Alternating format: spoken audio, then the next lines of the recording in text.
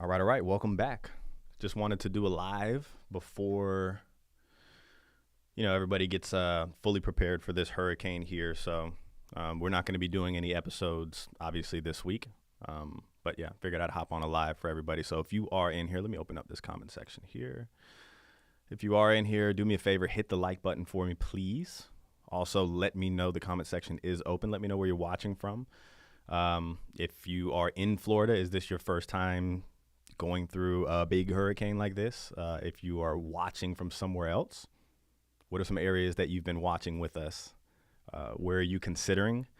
I do want to talk about a few things in here today, mainly just hurricane coverage. Like I'm no expert when it comes to this, but I've lived in Florida my entire life. So I do have the luxury of letting you guys know what to do, what we've done before in the past.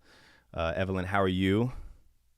She says this is the very first one. Let me get these comments a little bigger for you guys. So Evelyn says this is her first one. You are going to be A-okay. You're in a heck. We're going to talk about that too. You're in one heck of a location there. Eric says hello. What's going on, Eric? Thank you for stopping in. Yeah. So, and we're actually, Evelyn, I'm glad that you're in here because you're on an area that we're going to talk about today that a lot of people who are obviously worried about hurricanes like this would really like to be in this general area of Florida. So we'll get in there. So Angel, how are you, big dog? He says, from Florida, but never experienced a hurricane taking route of I-4. So for myself, the biggest hurricane that I've ever been a part of was Hurricane Charlie back in 2004. So it's now 20 years. I feel like it was yesterday. Time just does not stop. Hurricane Charlie took almost the same route, in my opinion. It actually came up a little south and then just ran all the way through Central Florida. And it was a lot smaller. It was quicker.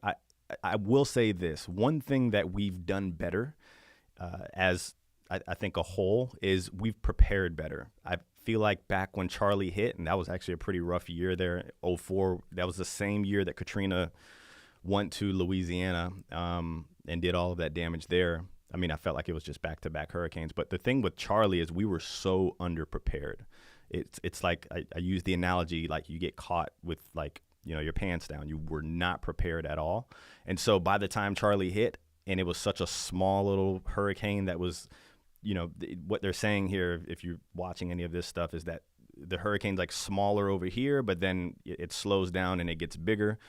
Charlie was like a freaking blade, and it just kind of cut right through us. So, but yeah, Charlie, I feel like we were underprepared. The one thing that I will say is that I feel like people over-prepare now, and it's such a good thing. And I don't know if the meteorologists tell us that these things are going to come sooner than they actually do on purpose to help us out, because Lord knows humans are some lazy freaking animals, right? I guarantee you tomorrow before the storm, people are going to be trying to do all of their last minute stuff. So, in the very beginning, they were saying, hey, this thing was going to come a lot earlier than it is right now. I wouldn't be upset if they were to do that just to get people on the ball and rolling. So Tiffany says, hoping to move to Central Florida soon from New York. We have family and friends in different areas of Florida. Hurricanes are definitely a concern. Well, I'm glad that you stopped in here. We're going to talk a little bit about that stuff. Once again, I'm just going to give you my insight on it, right? I have the luxury of being able to go through plenty of these hurricanes. So either way, very rare in my opinion. Like when I seen and we were getting the news that this thing was coming from pretty much Mexico, I was like, what? We're so used to seeing it come from out here somewhere, and, you're kind of prepping, and it goes through all of these islands, and, it'll either come this direction or this direction. But, man, this thing, came all the way from, one side of the entire Gulf of Mexico. It was something I've never seen before. But either way, I do want to pop on the screen a checklist, a hurricane checklist. I didn't put this together. Just grab this online to give people an idea of some things to have. I mean, obviously, this is very last minute, but, give you guys an idea of things that you should probably have here. So I got this from floridadisaster.org, and, here's just some general ideas. So 2-week minimal supply of medication. I think that's important, especially if you need medication. Serial numbers and manufacturer information of required medical devices, batteries, very, very important. Flashlights, very important. They even say on here, do not use candles. I think that, hey, try not to use candles if you absolutely do not have anything. I think the one fear with that is going to sleep with the candle on. Like, that's, if you can, just do not use candles. So I've done that before in the past. Didn't do anything wrong with it, but back in the day, we didn't have this type of stuff to pull up on the internet. You want to have cash, right? ATMs may not be available after the storm. I will say this: stores may open up too, right? Like if things go really bad, stores may open up, but some of the obviously electrical issue, their internet may not be working. So having cash is going to be king, especially if you need to, buy things from people. Cell phone chargers. This one is actually pretty big, especially nowadays. You can buy those little chargers on Amazon. Here's the thing, people: when this storm passes over, these are things that you should start putting inside of, your hurricane closet for future reference, because they get so tough to find a day or two out from these storms, right? So cell phone chargers are huge. Luckily, I have my wife. We have, a bunch of these portable chargers. I think those are very, very big. Books, games, puzzles. So that's one thing. When we did have Charlie back in 2004, I was the king of Monopoly. So probably why I like real estate now, right? But Monopoly was huge. We played the crap out of that thing. But for the kids, yeah. If you have these little cell phone chargers, I think the kids are going to be okay now. They could do more than Monopoly there. So phone numbers, they're saying keep a list of important numbers. I think that is actually pretty cool, especially if you're living like on the coast where the storm surge is going to be. Clothing, rain gear, specialty items for infants and small children. Yes, yes, yes. Don't be lazy, people. Get on your butt. A bunch of first aid stuff over here. Food and water. A case of water is important. Filling up as much water as you possibly can with bigger containers is important. I think the biggest thing, especially if you're living inland, obviously, like if you are on the coast, if anybody has seen like what's going on, I think it's like North and South Carolina, like that is so tough. So sorry to see that type of stuff. There's not much a case of water is going to do for you, right? Like if your house is getting blown over. But for the majority of people, the biggest issue that you're going to run into is power outages. That's pretty much it, right? Power outages is going to be your nemesis. When we had Charlie come through, we were so underprepared that we were without power for 2 weeks. I don't see that happening anymore. I think that we're a lot more prepared for that. So the moment that this storm leaves, you're going to see these trucks coming in and fixing some of the power. Okay. Paper plates, napkins, I'll eat with my hands. I'll be fine. I would say having a grill is pretty cool. It's very, a propane grill is great. A charcoal grill is great. Anything that you can cook multiple days on without having to do dishes and, be over the stove and that sort of thing. We usually keep like this little 2i plug-in stove. I think that's huge. A generator is obviously very, very important. So if you don't have a generator, make sure you do go get one. One thing that I do want to say, if we have 10 people in here, make sure you hit the like button for me, please. Do not run your generator inside of the house or the garage, especially with the doors closed. Don't do that. That's an easy, there's a lot of people that have been known in the past to die from these types of things. Don't run your car in the garage with your garage door closed. Do not do these things. Be very, very cautious. Even inside of some enclosed areas, like if you have a back porch that is like a covered lanai that's open, I can see that to be okay. But if you have a front porch that is enclosed everywhere except for that front facing area, it's very tight, I would be a little nervous because carbon monoxide will rise and then go into your soffit and then go into your attic. I'm more worried about that than anything. Do not do that, okay? Do not do that. Obviously, keep your motor vehicle tanks filled with gasoline. Here's a little bit of a trick. Instead of taking 20 gallons of gas to the gas pumps and trying to pump all of these things up, get you a siphon, fill your vehicle up, get you a siphon. And what that means, pretty much, let's just say you have 40 gallons of gas in your vehicle. I totally made that up. I have zero clue how much my truck can hold. But fill your vehicles up, and then I can siphon. I can keep, I go fill me a 5-gallon, container. But if I do run into the issue where we're out without power for a while and I need to get gas, I can siphon it out of my truck instead of having 20 red pails of gas inside of my garage, or wherever you want to keep it. Okay, so a siphon is very, very affordable. Something to note for the future: you can get those on Amazon for like $10, right? And you just put it in your gas tank. You hit the little squeezy thing, and then it'll flow through. So either way, I think all of these are very important. Mainly, the biggest thing is you want to make sure that you're prepared for power outage, okay, and food. And so having some sort of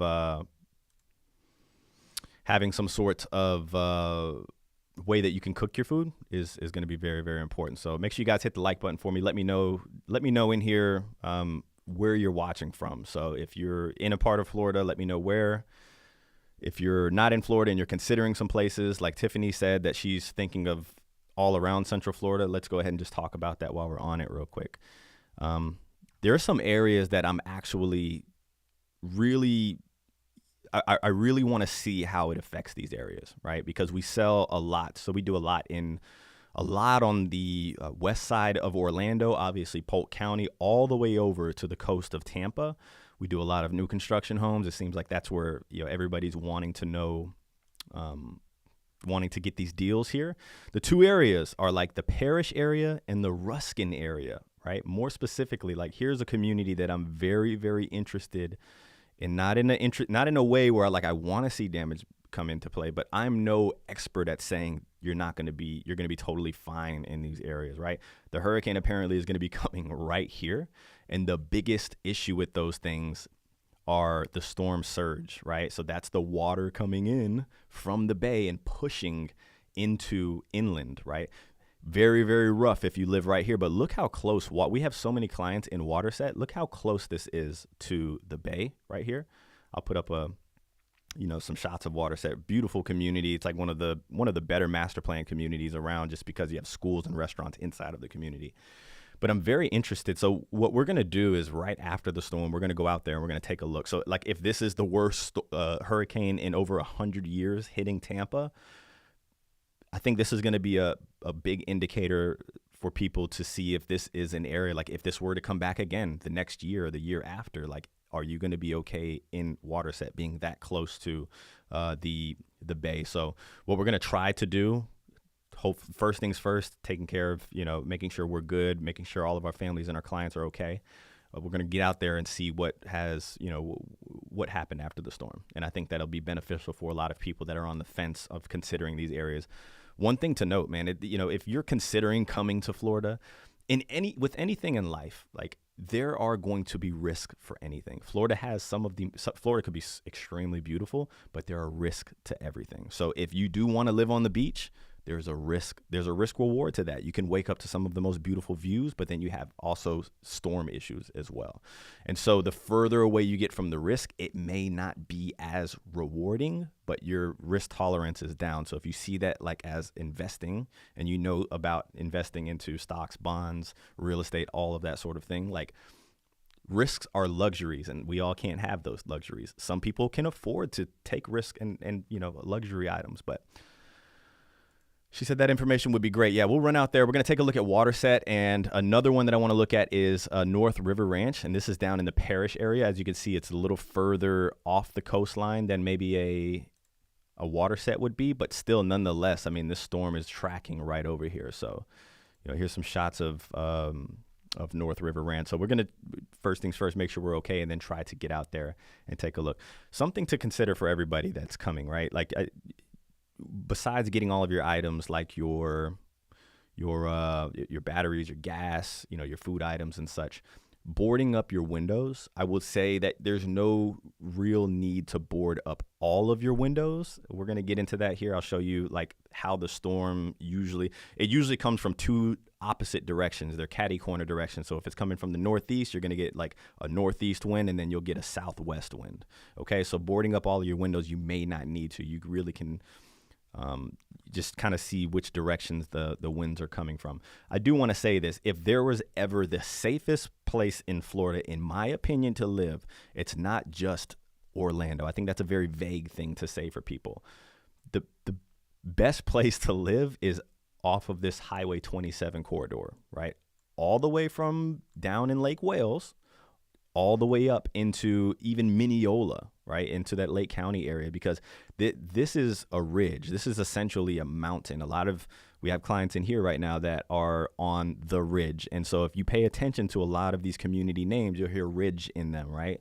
And so like Lake Marion Ridge, Ridgeview up in Claremont. And so you have all of these names right here. So you're on a very high point in Florida. There's a lot of the undulation and topography there. And so the water, you're not going to, inland, what you worry about mostly is flooding from excessive rain, right? Like if it's going to rain here for 2, 3, 4 days at a time, then, you know, if you're in some of these lower pocketed areas, like I'll be honest with you, there's parts closer to downtown Orlando, a lot of these little small communities around here that flood, right? And they're older areas, but they do flood. So if you're off of this ridge right here, even parts of Lake Alfred, I did see that, Angel, you said you're in Lake Alfred right here. There's so much topography out there and undulation, and you're high. Actually, we had a client close yesterday in Lake Alfred, and that was one of the things we were saying. So it's like the start of, you know, the rain coming, and, you know, they're from Arizona. So we were saying, hey, look, you're in it's such a nice lot too, right? You're sitting up high, everything flows down below, but parts of Lake Alfred is the same way. So you'll be totally fine living off of that ridge. Now, wind is going to be, when you're on that ridge, it's really the wind, right? So you're going to be good there. Let me know if you guys have any questions, what areas you're considering. Just wanted to hop on here and make sure that we're at least stopping in for the week and saying hello. We're wrapping up and making sure that we have everything that we do need.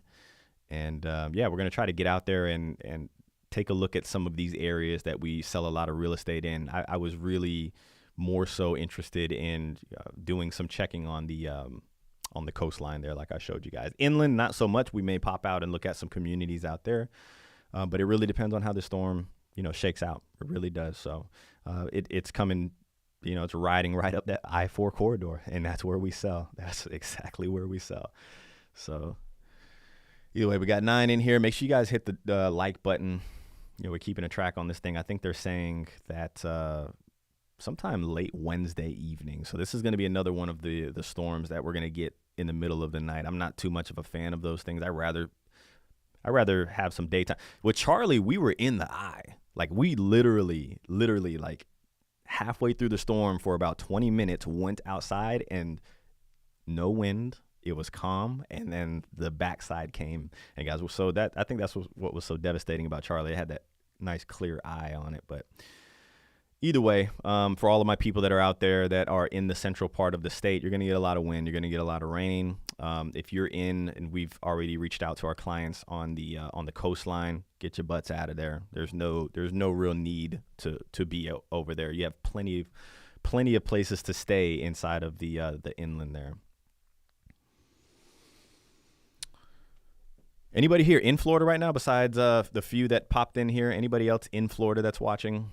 If so, what part are you in? I did see, Angel, you're in Lake Alfred. Love it. Love Lake Alfred. Like I said, we had somebody close yesterday in Lake Alfred. Also, we have some clients that are going to be closing right after the storm. We're supposed to be I don't think we're closing Friday. So what we're going to do is go out and take a look at the homes as we should. We're going to try to look at some of our homes that we have under contract that are in framing right now. And a lot of them actually in Wesley Chapel. So the one thing about Wesley Chapel, let's show you guys on the map here. So we do sell a lot in Wesley Chapel. So I was saying that my fear right here, obviously being close to the bay, and because they're saying that the eye's coming right here. So Wesley Chapel is considered a Tampa suburb. We sell so much in Wesley Chapel. And we have Corey, which is on the team. He lives in Wesley Chapel. He, after the storm, is going to go check on some of the projects that we do have out there. Once again, I think that's going to be great information for everybody so you can see what it's going to be like after the storm. Ella said she is in Oviedo. Love Oviedo. I also love the name Ella. My youngest daughter, that's her name. So yeah, so we're going to show you guys. So I think, Wesley Chapel is a Tampa suburb, but I think it's appointed perfectly for situations like this. And so once again, I'm no expert, but all we can do is after the storm go show everybody, and I think that should be able to either determine whether that's a good statement that I said or not, So anybody here that's not from Florida ever been to the beaches of Florida here? Let's see if we can get some updates on this stuff. Oh, you know what? Here, let me do this for you. let me show you guys. All right, I want to show you the whole boarding situation with your home here. So let's just give your home a nice square. Let's say this is north. I'm gonna draw on the inside: north, south, east, west. Okay, so there's no need to board all of your windows because usually, especially this storm. So let's take a look here. Let's take a look. Will it show us? Okay, so you'll see it's turning this way. So you have some turn this way, and then you'll have it on the back end. So this is what we're seeing here. This is what we're seeing here. So you have wind going this way in the beginning of the storm. So you're just going to get a lot of this.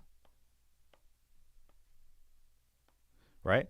So I would say boarding these windows if need be, maybe even some of these if need be. And then on the back end, we're going to be getting this. Does that even make sense? Yeah. So I would say the most important windows would be these two right here, or these sides of your home right here. Really depends, right? Like this is not going to get hit hard. This is not going to be getting hit hard here, but really depends on how your home is situated too. Do you have homes here? Will my pen work? Maybe it will.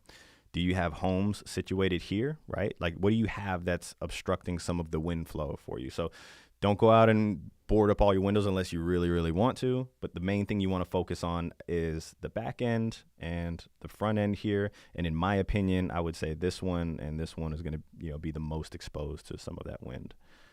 Man, maybe I should get into this industry. What do you think? Let's see here. Tiffany says, only beaches on the East Coast, would love to try the West Coast in the future. I'll be honest with you. I like the East Coast. East Coast has a lot more waves. It's a little colder. The West Coast is more kind of loungy. You got the beaches that you can stand up in, not a lot of waves. I think it's more active in a sense that there's a lot more to do along the beaches with like the volleyball and the restaurants and stuff like that. Whereas the East Coast is more like traditional beachy, like wave. Like you'll even see some surf towns like in Melbourne where the waves are real big, the water's cooler, a little more dangerous in my opinion because you don't want your kids swimming in that water. That's going to be, it drops off very quickly, right? It's a lot deeper than the West Coast there. So either way, yeah, so for my people that are really afraid of these types of things here, which I don't want to underplay it, being somebody that's been in Florida my entire life, I feel like a lot of Floridians are a lot calmer and just kind of relaxed about it. I don't want to underplay the fact that I do understand that this does worry a lot of people, and it should. This is a serious, obviously, ordeal, especially if you're living right there on the coast. But for people that are mostly afraid of flooding, obviously being inland is great, but being on the ridge is important, right? So you'll never have to worry too much about flooding unless your lot is just a horrible freaking lot, right? Which hopefully you got the right agent for that to help you with those types of things. So either way, we're going to go ahead and finish this up. We got a few more clients that we're going to reach out to, make sure that they're okay. I hope you all are okay. And, make sure you hit the like button for us and subscribe. Catch you on the next one.